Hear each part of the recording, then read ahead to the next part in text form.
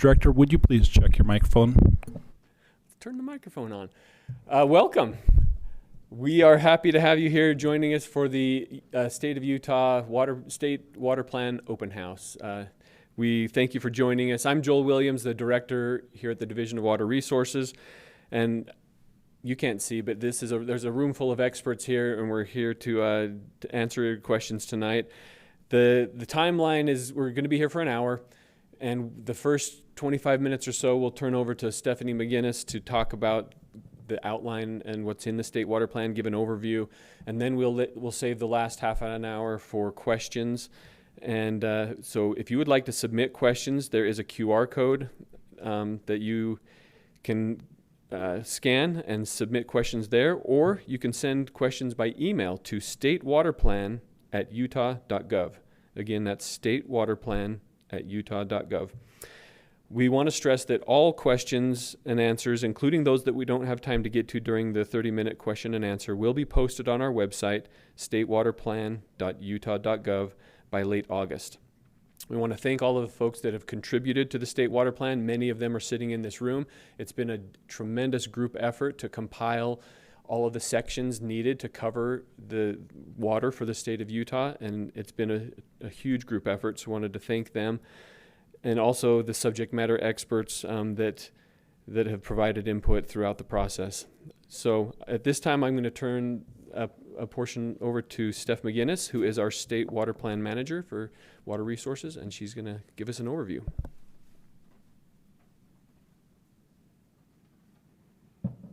Thank you, Director Williams, and I want to thank everyone for joining us this evening online. I appreciate that there's a lot of ways you could spend your evening, so appreciate you taking the time to spend it with us. So, as Director Williams stated, this presentation is about 25 minutes long. With that time, we'll address what the plan is, the role it plays in water planning across Utah. We'll touch just briefly on the update process, and we'll really spend the majority of our time discussing some of the trends that are shaping our water future and how we're preparing for that future. Importantly, I'd like to also share with you how you can get involved in the process. And then, as Director Williams stated, after the presentation, we'll take about 30 minutes for questions and answers.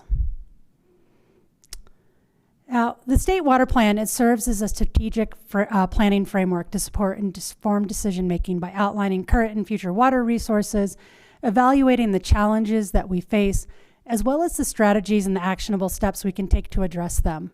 The aim is for this plan to be useful for those that shape, manage, or depend on Utah's water resources at the state, local, and individual levels.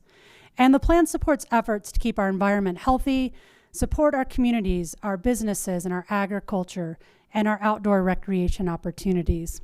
And these focus areas, they really shaped the plan content. We have a chapter on healthy watersheds and ecosystems, one on vibrant communities, and one on productive agriculture.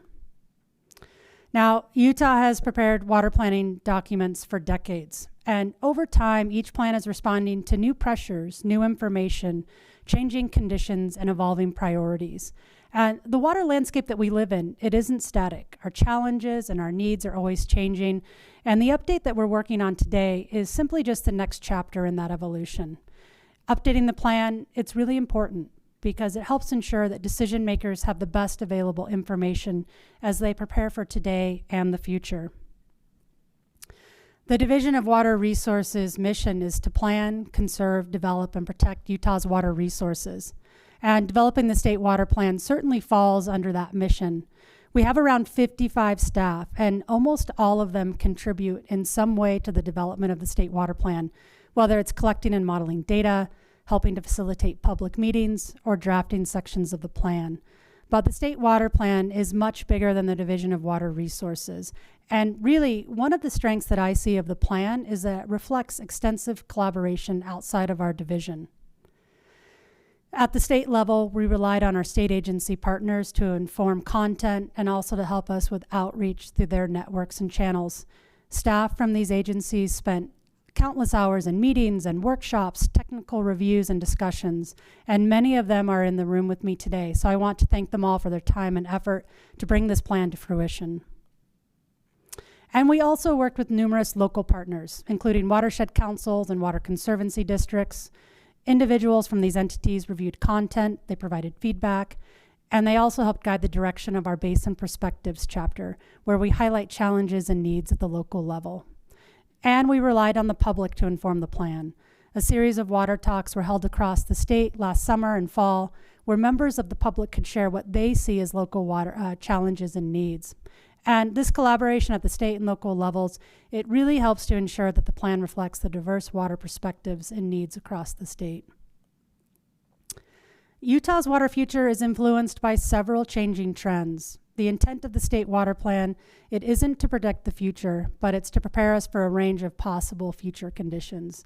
And the trends that we'll look at next will help us to really understand why long-term planning matters.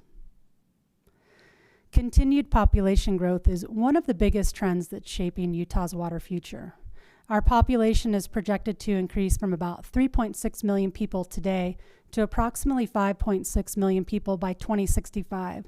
And that's an increase of more than 50%. That growth, that means more homes, more schools and businesses and associated infrastructure, all of which require safe, reliable water supplies. And the plan recognizes that growth is occurring, and it emphasizes the importance of planning at the local level so communities can meet future water needs while making the best use of available water resources. Another trend that's shaping Utah's water future associated with population growth is changing land use. As Utah's population grows, some agricultural land is expected to transition to residential, commercial, and industrial development. And when that occurs, some of that associated agricultural water may also transition to municipal and industrial uses. By 2059, an estimated 93,000 to approximately 140,000 acre-feet of water could transition from agricultural to municipal and industrial use. These estimates are intended to help communities and water providers plan for future conditions. The actual amount of water that transitions will depend on many factors, including where growth occurs, local land use decisions, water rights transactions, and future water demands. In addition to changes driven by growth and development, Utah's water future is also influenced by climate variability. Climate has always influenced Utah's water resources, and that will continue in the future. The figure on this slide highlights several long-term trends that water planners consider when assessing how climate could affect future conditions. The gray areas, those represent past data. They're used to model future conditions, which are shown in that sort of reddish pink color. Starting on the top left, temperatures are projected to increase over time. Warmer temperatures also increase evapotranspiration, which is shown on the top right, meaning more water is returned to the atmosphere from soils, vegetation, and open water. On the bottom left, we show annual precipitation, and the future there is unclear. This modeling effort suggests that precipitation could increase, it could decrease, or it could stay the same. But even if the amount of precipitation doesn't change dramatically, warmer temperatures mean more winter precipitation may fall as rain instead of snow. That can reduce snowpack, affecting the water content in the snow, known as snow water equivalent, and that's shown on the bottom right. And it can also shift runoff to occur earlier in the year. So these trends affect when water is available, not just how much water is available. And climate variability, it isn't just theoretical. It's reflected in what we're seeing across the state right now and was noted in the most recent 2021 plan. Now, one of the clearest signals that's shaping this update is drought, and not just a single event, but a pattern. We're seeing more frequent and severe drought across the state. Currently, the entire state is in some level of drought, with much of the state in severe or extreme drought. And drought, it's not just a hydrologic condition. It affects decisions about growth, agriculture, infrastructure, and community planning. Another clear signal of changing times is the declining level of Great Salt Lake. The lake, it really highlights how local water decisions are connected to statewide outcomes. What happens upstream, it matters downstream, and the lake reminds us that water planning can't happen in isolation. At the same time, Lake Powell is telling a different part of the story. This is a picture of Lake Powell back in 2021, and at the time, this was a new historic low since it started filling in the 60s. And then the reservoir hit another record low the next summer, and the next summer, and this summer. So these realities, they really reinforce the need for careful planning, coordination across jurisdictions, and really a willingness to adapt as conditions change. And a shared question is beginning to emerge across the state. How do we prepare for a future that may not look like the past. The State Water Plan brings together science, data, local expertise, and public input to help answer that question. And that work begins with a shared vision for Utah's water future. Everything in the State Water Plan is built around this. A safe, reliable water supply helps to maintain our healthy rivers and lakes and ecosystems, provides recreational opportunities, sustains agriculture, and it supports our communities. And you'll notice here that the vision, it recognizes both urban and rural communities. Water planning is not a one-size-fits-all. Different parts of the state have different needs and priorities, and the plan is intended to support all of Utah. And one thing that I really appreciate about this vision is that it recognizes balance. It doesn't ask us to choose between supporting our communities, growing our economy, or protecting the environment. Instead, it recognizes that a successful water future depends on all of these working together. To help achieve this vision, the plan is organized around 4 goals. These goals define the major outcome areas the plan is responsible for addressing, and they guide priorities throughout the plan. The plan also has around 35 recommendations. Recommendations are those actions or strategies or policy directions the plan advances to achieve these goals. And later in this presentation, I'll highlight several of those recommendations, but I hope that you'll dive into the draft plan to take a look at them all. Now, before we can make good decisions, we need to understand Utah's water resources. The plan includes extensive data collection and analyses that help us evaluate current conditions and understand possible future conditions.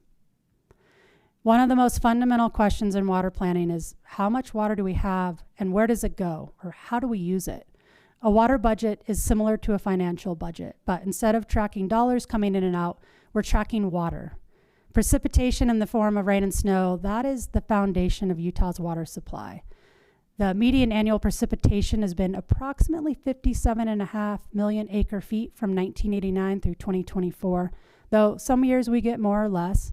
But overall, during this time period, we aren't seeing an increasing or decreasing trend in the amount of precipitation the state receives. But remember, the temperatures and evapotranspiration are increasing, and that can affect both supply and demand. Now, the largest user of water in Utah is the natural environment. And although it's difficult to precisely measure, the natural system accounts for more than half of Utah's water use. On the screen here, we have human use, and this is broken down by 2 major sectors: agriculture as well as municipal and industrial use, or M&I. And the Division of Water Resources reports these as diversions and depletions. So first, let's discuss diversions for the state, what we have here on the screen. Diversions represent water that is withdrawn from rivers, reservoirs, or the ground for human use. And any data that I show this evening will be at the state level, but in the plan we report data for each of the 11 hydrologic basins as well, because this data can really vary by basin. Now on the left, we show the diversion volume in million acre feet. Diversions are broken down as surface water, shown in the blue color, and groundwater in that sort of brownish red color. And this, again, is further broken down by water diverted for M&I use as well as for agricultural use. Now, on the right, we show if there are any increasing or decreasing trends in diversions. Blue indicates a decrease, so less water is being diverted, whereas the red color indicates an increase, so more water is being diverted. And gray indicates that we really aren't seeing a trend one way or the other. And what we can see here at the state level, we aren't increasing or decreasing the total amount of water diverted, but we are seeing a shift in where those diversions are coming from. We're seeing a decrease in surface water diversions and an increased reliance on groundwater. Now, of that diverted water, some of that is depleted, meaning that it was consumed or evaporated, essentially water that's no longer available for use. And again, here we're looking at statewide totals. The depletions are on the left in million acre feet again, and on the right, we have those trends again with the same color scheme I explained for diversions. Now, a couple of things jump out here. First off, you'll see that agriculture in the dark green color on the left accounts for the majority of the water depleted. However, you can see on the trend side on the right that overall depletions for the agricultural sector are decreasing, and that's shown in that blue color. The agricultural sector has really been hard at work to find novel and creative ways to be efficient with water use. For the M&I sector, it's broken out on the left by municipal indoor, municipal outdoor, and industrial. And you can see that the largest volume of depletions in this sector, it's associated with municipal outdoor use, that tan color. And this is why many water conservation programs are really targeting reducing outdoor municipal water use. And on the right, you can see that M&I water use is on the increase. And if you'd like to explore the water budget data in more depth or other data that we house, you can visit our open water data website by visiting water.utah.gov/open data. So now that we have the water budget data, we can combine that with the projected population and climate data to develop future scenarios to understand things such as what M&I demand might look like in the future. Now, it's important to note that these are planning scenarios. These are not predictions. In the plan, we evaluated 2 scenarios for M&I demand in the future. The no change scenario, this assumes that our water practices and behaviors will remain pretty much the same into the future amid projected population growth and climate variability. The current trends scenario uses current trends in water use behavior, but it extrapolates those changing behaviors into the future while also accounting for that projected population growth and climate variability. So, for example, for outdoor residential water use, we can assess how current trends to decrease lot size and reduce the percent of green space or amount of irrigated lawn, as well as how improvements in efficiency might affect demand in the future. Now here we're looking at future M&I demand at the state level under current conditions, as well as under both of those future scenarios. And the demand volume here is shown in 1,000 acre feet. You can see that under the no change scenario, demand will be much greater in the future than under the current trend scenario that assumes we continue to make progress with conservation efforts, efficiency standards, etc. So really the takeaway here is that we need to continue to change behaviors, continue to implement and grow our conservation efforts, and continue to improve water efficiency to reduce future M&I demand, and really to reduce the chances of areas of the state experiencing water shortages in the future. So we've talked about the trends shaping Utah's water future, along with some of the analyses in the plan to understand them. And the plan also identifies what actions we can take to prepare for a changing water landscape. And Utah has already been taking action. The state water plan, it brings together these and other developments so readers can better understand how Utah's water planning system is evolving and also identifies how to build on those successes. And I want to touch on these 4 major areas in the plan because they really contain much of the plan's actionable content. Water administration is really that framework that guides how water is managed throughout Utah. It includes the laws, policies, institutions, and planning processes that help ensure that water is managed fairly and efficiently and for the benefit of current and future generations. Because water crosses political boundaries and it serves many different needs, no single agency or organization can manage it alone. Over the past several years, Utah has made significant progress in strengthening this coordination through new programs and planning efforts and new laws and policies. And I'd like to highlight a few examples that are featured in the state water plan. One example of water administration in action is the work underway to benefit Great Salt Lake. In recent years, the legislature has created several new programs and tools to help preserve the lake while recognizing existing water rights and the many demands placed on Utah's water resources. And these are just a couple of examples. In 2022, the legislature established the Great Salt Lake Watershed Enhancement Trust with the mission to build collaborative partnerships and innovative water projects to preserve the wetlands and waters of the lake. In 2023, the legislature created the Office of the Great Salt Lake Commissioner to improve coordination and guide implementation of a comprehensive strategic plan. This establishes statewide leadership and helps coordinate efforts across agencies and organizations. Together, these and other efforts strengthen Utah's ability to protect Great Salt Lake through collaboration, long-term planning, and voluntary approaches rather than relying on a single solution. A second example of water administration in action is the creation of the Unified Water Infrastructure Plan, or UWIP. The legislature recognized that there was an opportunity to improve coordination and take a more proactive approach to addressing infrastructure needs across the state. The UWIP, it creates a single statewide process for identifying, ranking, and funding water infrastructure projects over the next 20 years. It's bringing these projects together across the state and helps coordinate investments among the Division of Water Resources, Division of Drinking Water, and Division of Water Quality through their role in the Water Development Coordinating Council. And the goal here is really to just make infrastructure planning more transparent, coordinated, and forward-looking so that state investments address Utah's highest priorities. And rather than waiting until infrastructure needs become urgent, Communities are encouraged to identify projects years in advance, allowing the state to better plan for future water needs. To continue this progress, recommendations are included in the plan to advance and improve effective administration, improve coordination, and support flexible tools such as water banking and leasing where appropriate. The plan also encourages continued investment in conservation and storage in the Great Salt Lake and Colorado River systems. Effective administration, it's providing the framework, but Utah's water future also depends on the condition of our watersheds and ecosystems. Watersheds collect and store precipitation. They filter water as it moves through the landscape, and they help to regulate when and how water reaches our rivers, reservoirs, and aquifers. They also provide many other benefits by improving water quality, reducing erosion, helping to lessen the effects of flooding, and providing wildlife habitat. And I'd like to highlight 2 examples of programs that are already making a difference across Utah.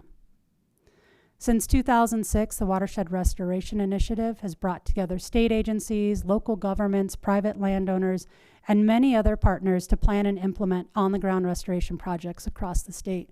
Projects include improving forest and rangeland health, restoring streams and wetlands, reducing wildfire risk, and enhancing fish and wildlife habitat. Another important effort focuses on protecting and improving water quality to support our aquatic ecosystems, protect our drinking water supplies, and bolster the long-term health of Utah's watersheds. Now, unlike pollution that comes from a single pipe or a discharge point, non-point source pollution is carried across the landscape by rainfall and snowmelt. As water moves across the land, it can pick up sediment, nutrients, and other pollutants before entering rivers, lakes, and groundwater.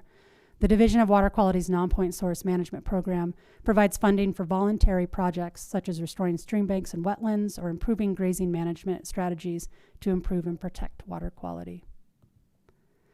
So programs like these are already making a difference across the state, and the plan includes recommendations to build on this work by improving our understanding of Utah's water resources and strengthening watershed protection, addressing threats such as wildfire and invasive species. Healthy watersheds, they provide the foundation for these reliable water supplies. And our next focus area explores how Utah is working to ensure that these water supplies continue to support our communities. As Utah continues to grow, communities will need to balance increasing water demands with supplies available today and in the future. That means planning wisely, using water responsibly, and investing in infrastructure and programs that help communities adapt to changing conditions while maintaining a high quality of life. The plan highlights many efforts underway, and as you've probably guessed, I'd like to share a couple more examples with you. Reducing water demand and making the most of the water that we already have is often the most cost-effective and sustainable approach. One example highlighted in the plan is the Landscape Incentive Program. As we saw from the water budget, outdoor irrigation accounts for the largest share of municipal water use. Replacing high water use landscaping with water-wise landscaping is one of the most effective ways to reduce outdoor water demand while maintaining attractive and functional landscapes. And you can learn more about this program and others by visiting conservewater.utah.gov. And we also need to get creative to expand and optimize our available supply. The state's cloud seeding program has been ongoing for more than 50 years, and it continues to be a vital tool to enhance the state's winter snowpack. It enhances natural winter storms by encouraging ice crystals to form, increasing snowfall by 5 to 15% annually. That additional snowpack, it melts in the spring, contributing to runoff and reservoir storage that supports M&I, agricultural, and ecological needs.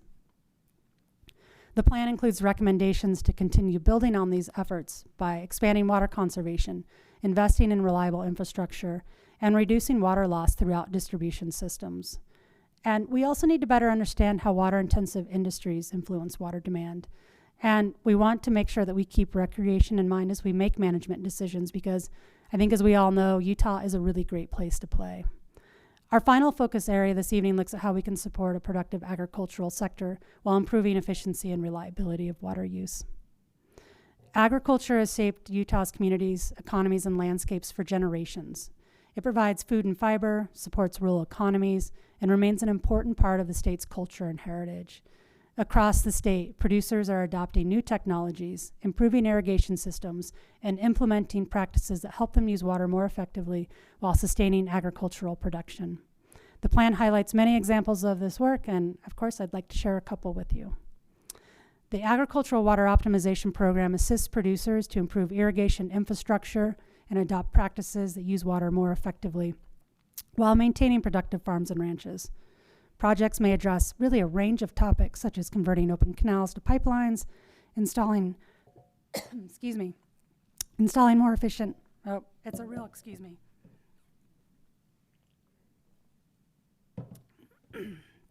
sorry about that.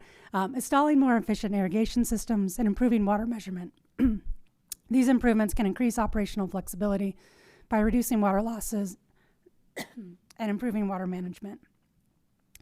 Now, another important effort is the conservation easement program. As Utah continues to grow, agricultural lands are often facing increasing development pressure. Conservation easements, they're a voluntary tool that allows landowners to permanently protect working farms and ranches while retaining ownership of their land. And there's other values that can fall under this program, such as preserving the land for open space or wildlife habitat. And the State Water Plan recommends continuing to support and build on these programs and efforts by supporting investments in agricultural water optimization and advancing voluntary, locally supported approaches that improve water measurement and management.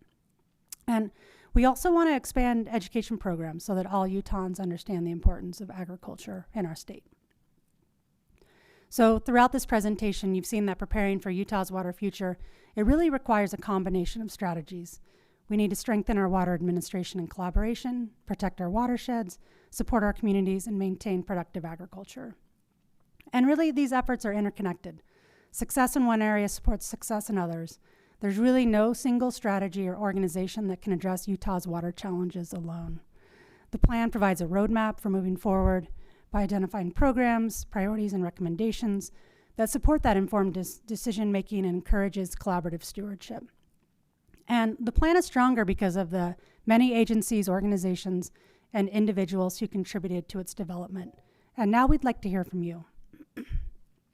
You can review the draft plan and submit comments to the plan website, statewaterplan.utah.gov. And we welcome comments on any part of the plan, a specific recommendation, or the overall direction of the document. The public comment period is open through August 23rd. After we review all the comments, we'll make revisions as appropriate, and then the plan will be ready for publication in December of this year. So I'll now hand it back over to Director Williams for the question and answer portion.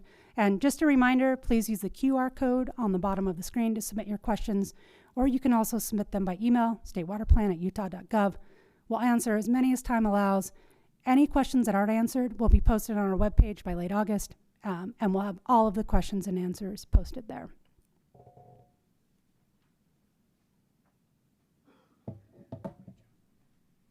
Thank you, Stephanie.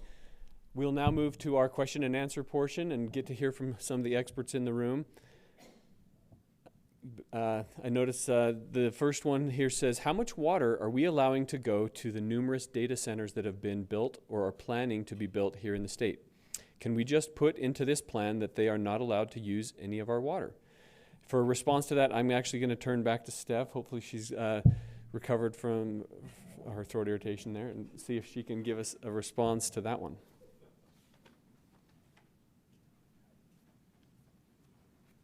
Thank you, Director Williams. This is a really great question, and I understand the concern. And in fact, in May, Governor Cox issued an executive order, and he understands the concerns and really wants to set up kind of a framework for transparent and accountable processes for that. There's many agencies that are involved in this. All of these agencies will be following the law that's set forth for them to address any data centers that are coming in. As far as the Division of Water Resources, we are non-regulatory. So this means that the State Water Plan is a non-regulatory document. However, so I guess really I should explain that means that we don't have the ability to regulate or prohibit certain uses, but what I see important here is this is really the plan, or the point of the State Water Plan, is to look at these issues that are concerning folks and make sure that we are addressing them. We do actually have a recommendation in the plan where we are asking the legislature to fund a study on the water energy nexus for water intensive industries and emerging technologies. So data centers would fall under that recommendation. Thank you. The next question is what are the biggest opportunities for Utahns to conserve water? For a response there, we'll turn to Heidi King from our Water Conservation section, followed by Commissioner Kelly Pearson from Department of Agriculture and Food. The biggest opportunity for Utahns to conserve water. My name is Heidi King. I'm with Division of Water Resources. I am a conservation coordinator. We get this question quite frequently. The biggest opportunity for Utahns to conserve water is in their own backyard, quite literally. Utahns, the biggest use of their water is outdoor use, and that is also, as Steph mentioned, the biggest depletion. There are a lot of programs throughout the state that individuals can get education as well as support in how they can reduce that water usage. Utahns are notorious for overwatering their lawns. Us in this room are no exception, and we have programs in place to help Utahns be able to do that. Utah State Extension has an education program called the Water Check Program. So the most effective method is to reduce how much you're putting onto your lawn. However, if you want to be more proactive, we do have programs that help you reduce how much grass you have. We have the Landscape Incentive Program that Steph mentioned. It pays residents to take out grass that they're not using, not all of their grass necessarily if they don't want to. And the park strip is the first place that we recommend people to start.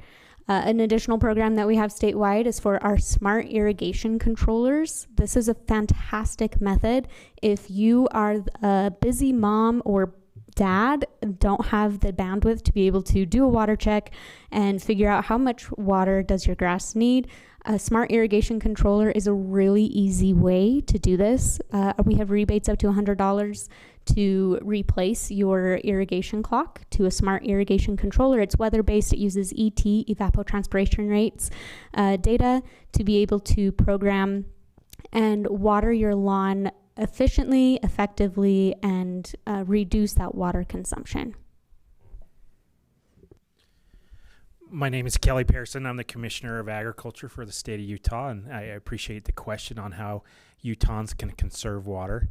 Some of the best ways, and I really appreciate the legislators and our governor for being a leader on the water optimization program and other programs at UDEF like Ag VIP and Soil Health. These programs help our ag producers get better, more efficient water systems by upgrading.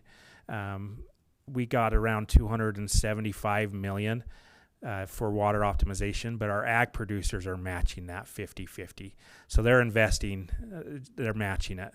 And this program's allowed them to, put more leap aheads in on their wheel lines and things like that to be more efficient with the water. But even our Ag VIP and Soil Health program has been very successful. It helps them, we go and analyze and help them realize what the best practices are in their operations, and we incentivize them to try new things to conserve water, and this has been a successful program. But to be a part of like the water optimization, they have to do a water meter, and that helps us get the data and really help us realize what the best practices are in Utah. So we're proud of those programs, and our ag producers are the best conservationists there are. That's the lifeblood of their operations. They want to be a part of the solution, and the data shows that they are, and they know that they got to have water to continue their operations. Our next question is, what can our city water systems do to help better manage our water resources? For a response, we want to turn to our Director of the Division of Drinking Water, Nathan Lundstedt. Yeah, thanks, Director Williams. I'm happy to answer that question. So I'm Nathan Lundstedt, Director for the Division of Drinking Water. And there's many options and tools that our public water systems have to help promote conservation. One, Commissioner or Kelly had just mentioned that water meters are very effective. And there is no rule in the state requiring public water systems to require meters on residential connections. But we do know by having a meter that does promote conservation, people are more aware of their water use. Another item is for water systems to implement tiered water rates. So if people are going to be using more, they're going to pay more, and that has shown to be effective in conservation. Another item is water systems doing master planning. So a lot of our water systems have aging infrastructure, and with that aging infrastructure, there is more water loss. So having a master plan to help replace, have a plan to replace that aging infrastructure is very effective, and it eliminates a lot of that water loss. And also part of the master planning, doing water loss studies can be very effective. And then one item that was highlighted in the state water plan was restructuring, and that's something I've been promoting pretty heavily this past year. But with restructuring, that is kind of a big spectrum of options. On one end, the more simple tools with restructuring would be water systems sharing or contracting with an operator. So having a full-time professional operator often leads to better results, better public health, and a water system being run efficiently. And then the other spectrum of restructuring is consolidation and regionalization. So rather than having, in a water basin, having a lot of small water systems competing for that same water resource, by consolidating, it's just managed under one umbrella or one district or company, and that's often done much better, and it provides greater resiliency. There's more redundant water sources, and it helps communities combat drought and even be more prepared for like wildfire. So some of the systems this summer that are experiencing drought and wildfire, if they are part of a district, a bigger region, they're often faring quite a bit better than the small systems. So, thank you. The next question is, I know that agriculture is important, but can you explain why we grow so much alfalfa in the state? And for a response, we'll turn back to our Commissioner of Agriculture, Kelly Pearson. Yeah, thanks for the question. And I know alfalfa is a touchy subject, so I don't want to take it light of it by any means. But we grow alfalfa in Utah because we are good at it. It's what our altitude, and it's a crop that can rest. So one of the challenges our ag producers have is we cannot get consistent weather. Think about the last 3 or 4 years. We've had the best winter we've had on record to the worst drought we've had on record. If they could only get 2 years of consistency, things would change drastically here in agriculture. But alfalfa, you can rest. They haven't been able to even get the full allotment of their water right. So if they're only going to do 1 or 2 cuts, they can rest that alfalfa and grow the next year. You can't do that with tomatoes and your gardens. Try resting them for a week and see what happens. They'll die. But alfalfa, you can rest. And they're either growing it for their own operations, either their cattle operations or their dairy, or they're selling it to those operations as well. There's a big myth out there that we're sending just so much overseas. That's just not true. We send very little. And in a drought year like this, I bet it's hardly any at all. They're trying to help each other survive this year. Alfalfa has gone from, last year it was $170 a ton to $400 a ton this year. So that tells you the drastic change. But we grow alfalfa here in Utah because we're good at it. It's what we can do very well. And it's a crop that we can rest in such a drastic change in weather. Thank you. The next question is, how can a county or city find out how much water can be developed to accommodate their new growth? And for a response, we'll turn to our state engineer and director of the Division of Water Rights, Teresa Wilhelmsen. There we go. Let me turn on the mic. Appreciate the question. So this is something that the Division of Water Rights does on a daily basis with counties, cities, industrial users, all water users that have water rights. And we will meet with those water users, help them understand the limits of their water rights, what they can and can't do. We'll also help them look at what the available supply may be, whether it's groundwater or surface water, or what has historically been available. And one of the biggest things that when Stephanie earlier talked about the water plan, how it evaluated diversion and depletion, that is a key component to a lot of water use, and what some of those limits that a city or county or any water user can do is they can't enlarge beyond what their water right is allowed to divert, but they also can't enlarge beyond what they have historically depleted. So if a new use is to come on, they have to give up something in order for that new use to occur and stay within those depletion and diversion limits. And those are things that we just help them understand what they have, what is available, and how can they grow, and even how they can interact and share water between those systems. So it's something that we do on a regular basis. We have 7 regional offices across the state with regional engineers that can meet with counties and cities and any water user to help them better understand what's available. Thank you. The next question is, nowadays we can move water from one place to another where it is needed. Why does the division still model and plan by basin? And for a response, we're going to turn to one of our modelers, Thomas Moore. Yeah, hi, Thomas Moore, Division of Water Resources. Good question for such an interconnected system. But I think it's important to see how we're developing in relation to the means of a hydraulic basin. So we want to know the demands in that basin and how much water that basin can reliably produce. And by doing that, we can see where infrastructure may be needed in the future. And we can also see how that will impact the hydraulic basin where that water may be coming from. So we really need to understand all the basins when looking at infrastructure and also other options that may be available to meet that demand. Thank you, Tom. Next question, who is asking hard questions about water use before permitting a new business or industry, or homeowner for that matter? Who should be asking those questions? How are permits for new development issued equitably? I'll give a response. This question oftentimes comes down to the municipality where the business wants to be located. And so people often turn to the state and say, can't you guys stop X business from locating in this city? Or can't you stop this homeowner from using this amount of water on their home landscape? And really, as a state agency, we don't have the ability to go into a municipality and dictate to them what they can and can't do within their municipality as far as those types of water uses. They have the control on determining does this business, do they have the proper licenses? Do they have the water rights? Can they be located here? Does it fit with our zoning?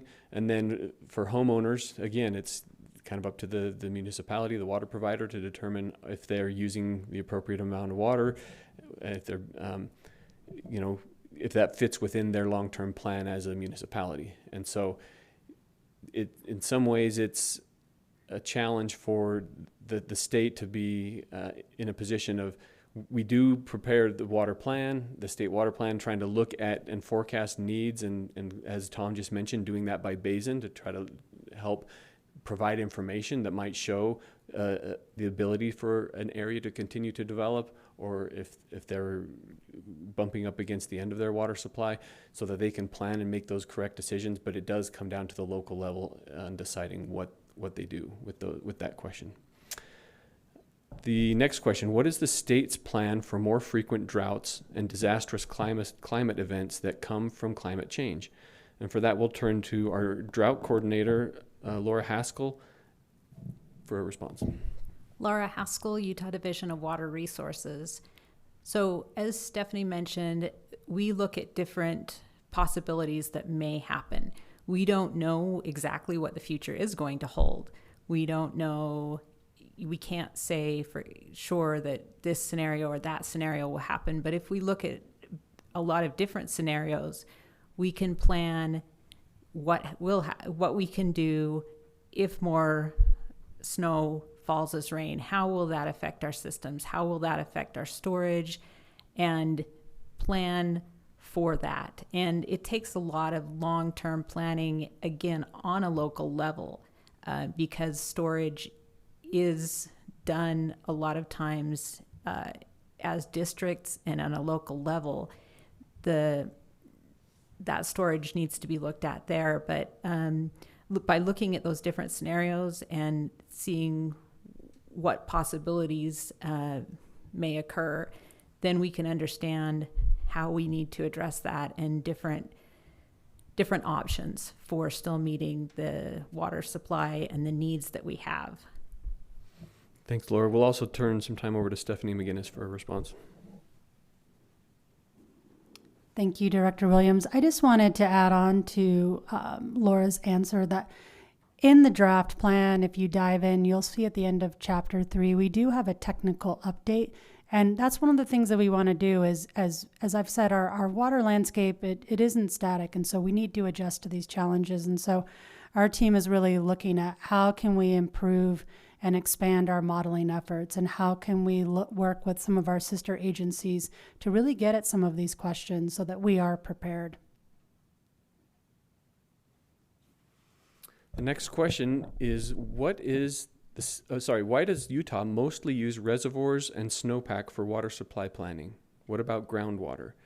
For that, we'll first turn to our state engineer, Teresa Wilhelmsen, for her thoughts, and then we'll hear from a member of the Utah Geological Survey, Hugh Herlow. Sure. So Teresa Wilhelmsen. So as far as water use, I would also add to this question, because there are a lot of direct water diversions that are direct flow from the systems throughout the state. But the reservoirs actually help systems get through when, later in the season that we need to rely on those reservoirs. And a lot of the systems throughout the state of Utah have, over the years, developed based on the infrastructure that utilizes reservoirs that capture that snow runoff. But there are some systems across the state that really don't have much surface water, and they have to rely on the groundwater. And as state engineer, we also work with those communities, look at the safe yield of those basins, and if they are exceeding, then we do what's called groundwater management plans to help those systems stay within that safe yield or get to that safe yield of that groundwater development. So all of those, whether it's a reservoir, whether it's direct flow, whether it's groundwater, all of those play into helping to determine, when I mentioned earlier, that reliable supply that water users can count on, or at least determine what the risk may be as far as that available supply for what they're doing for water planning. All right, I'm Hugh Herlow. I'm in the Utah Geological Survey. I would just add that, I think groundwater is a fundamental part of water supply planning in most of the state. One of the big differences is the kind of immediate visual impact of surface water, and it's easier overall to measure and observe. Groundwater, of course, is a little harder. You can only measure it in tiny little compared to the whole scale of a groundwater system. The wells are just a tiny little part of it, and it moves much more slowly. It responds more slowly to changes on the surface. But also groundwater pumping is, in many cases, directly connected to surface water. So I think it's important to consider both resources at the same time in planning. Thank you. Our next question is, does the water supply impact recreation? And for a response there, we'll turn to the director of Utah's beautiful state parks, Scott Strong. Thank you, Director Williams. My name is Scott Strong. I'm the director of Utah's beautiful 46 state parks. Thank you for that introduction. So water supply definitely impacts recreation. We saw Stephanie's graph that talked about Lake Powell and the boat ramp access. So when we see those lower water levels, they impact the boating program, which happens at several state parks. And in addition to water supply, we also look at places where we can extend boat ramps when we have lower conditions, so that in the future, if we have lower water levels, we can access those reservoirs in the future. Thank you. The next question says, what types of things, drought, recreation, etc., impact water quality? And for that, we will turn to Emily Canton from the Utah Division of Water Quality. Thank you. I'm Emily Canton from the Division of Water Quality. For impacts to water quality, definitely water supply can affect water quality for recreation. As water levels decrease, the concentration of pollutants and nutrients in the water can increase and make the beneficial uses of those rivers, lakes, streams, reservoirs unusable for those uses. So it can affect fishing, boating, other types of recreation on those water bodies. In addition, as we have drought, one of the things that can happen is that the runoff and non-point source pollution can affect the quality of water and also affect the recreation there. Thank you. The next question says, how can someone from the public find out about watershed councils? And for a response there, we'll turn to our Utah Watershed Councils coordinator, Carly Payne. Hi, I'm Carly Payne. I work for the Division of Water Resources. You can find out about the watershed councils at watershedcouncils.utah.gov. And there's a watershed council for every area of the state. So if you're interested in the things that you are learning here tonight, the watershed councils are a really great way to keep learning about water and to specifically learn about water in your basin, how it's managed, what does the watershed look like, what are the natural resources there, what are sort of the needs and challenges. And then you can contribute to the next iteration of the state water plan through the watershed council if you're interested. Thank you. The next question says, it seems there are so many different things happening regarding Utah's water and so many agencies involved. Is there anything being done to connect or combine efforts? I think this is a perfect question for this event because it shows that how broad the input is needed on something that to put together a state water plan that requires so much input from all of these experts. So that is a great example of something being done to combine all of these efforts and have a unified vision. But let's turn to a few of our other experts in the room here. The Great Salt Lake Basin Integrated Plan Coordinator, Laura Vernon. Good evening. Laura Vernon, Great Salt Lake Basin Planner with the Division of Water Resources. I think Carly just hit on one of the important topics, Steph, as well, is that there are so many different things happening in our state, and no one area of our state is like the other. And so for reasons that we need the interconnectedness of all of the groups working together to help understand how we can all work together to get the best bang for our buck in all of the water systems throughout the state. Thank you. Let's also go back to Carly Payne from the Watershed Councils on how they're coordinating efforts. Yeah, this is one of the reasons the watershed councils were created, is because there are so many things going on. And they were created sort of to try and get a bigger look at things. So beyond just the city or the county level, what is your neighbor who works on the upper portion of the river doing while you're doing things on the lower portion of the river? So we're really trying to coordinate, and we're not the only groups out there. So we're working really closely with, the conservation districts and the Colorado River Authority advisory councils. And we're all just trying to work on this issue. And I think it's really cool how many of us have come together and worked on this state water plan.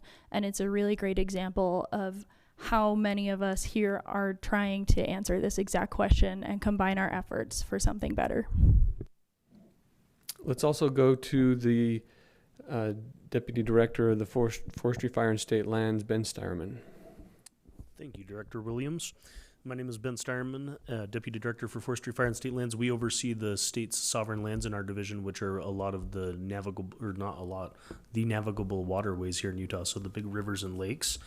And I would say that one of the bigger efforts that I've seen in my time with the division is the creation of the Great Salt Lake Commissioner's Office, Great Salt Lake being kind of in the limelight of a lot of the water issues. Also, the Great Salt Lake Watershed Enhancement Trust. There's been a lot of efforts to kind of combine those efforts and bring people together to resolve these issues. Within our division, we also have management plans for each of these water bodies that are usually more related to how we manage the land within those lakes and rivers, but they also connect efforts between all of our different agencies that have management authority over those lands. Is there anybody else that would like to respond to that question? Let's go to Kelly Pearson with Commissioner, Department of Agriculture and Food. And I would just add, we are working so hand in hand. We have so many meetings with DNR and DEQ and UDAF and Colorado River Authority. We're all working together very closely on water issues, and and even at this every legislative session, we're all out there hand in hand trying to fight for the best uses of best return on investment on the taxpayer dollars for water. So I would agree. One of the things all Utahns understand is the importance of water, and we see that from our governor down through our legislature and down to, you've probably seen it, your neighbors just asking you questions about water. Once they find out that you work in the water sphere, there's so much interest in it and so much care about taking care of the water that we have. Let's also turn to Deputy Director from the Department of Natural Resources, Reg Johnson. Thank you, Director Williams. To add to Kelly's comments, we have a regular meeting scheduled every month with Department of Natural Resources, DEQ, DNR, Office of Energy Development, and our Public Lands Office. So, regularly we're talking about these kinds of issues. The other one that we have here at the Department of Natural Resources is the Resource Development Coordinating Council. So when there are projects that happen around the state, that's where everybody comes in and talks about impacts of these different projects, and a lot of those revolve around water and things like that. So yeah, there is a concerted effort to try and make sure that we're all stay coordinated across the different departments. Let's go next to Director of Drinking Water, Nathan Lundstad. Yeah, thank you. Also, I was thinking of like the Water Development Coordinating Council.